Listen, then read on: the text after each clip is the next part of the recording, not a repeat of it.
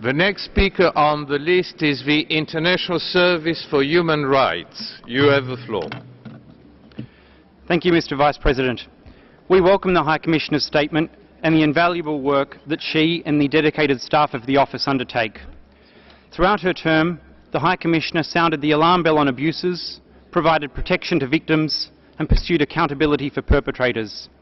We thank her and we look forward to her successor following the outstanding example she set. I turn now to address some of the themes from her statement. Discrimination and violence against people on the basis of their sexual orientation or gender identity remain a scourge. We join the High Commissioner in welcoming the African Commission on Human and People's Rights resolution on this subject.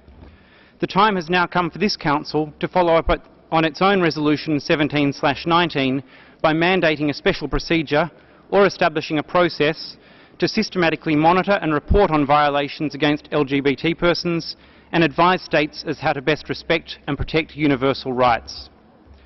The High Commissioner's statement referred to hate speech being on the road to gross human rights violations. This is particularly the case when hate speech is licensed by law. In this respect, we are alarmed at the reported increase in attacks against LGBT persons and their advocates in Nigeria, Uganda and Russia since the adoption of anti-homosexuality laws in those states.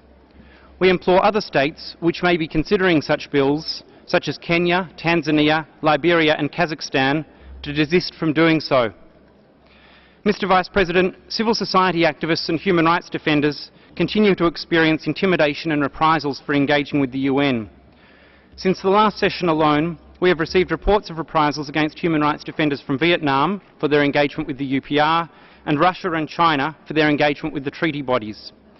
We reiterate our call for the Presidency and Bureau, the Council and Member States to discharge their legal obligations to ensure that all persons can exercise the right to unhindered communication with the UN and to protect against, investigate and promote accountability for reprisals when they occur. We thank the High Commissioner once again for her outstanding support and service. Thank you.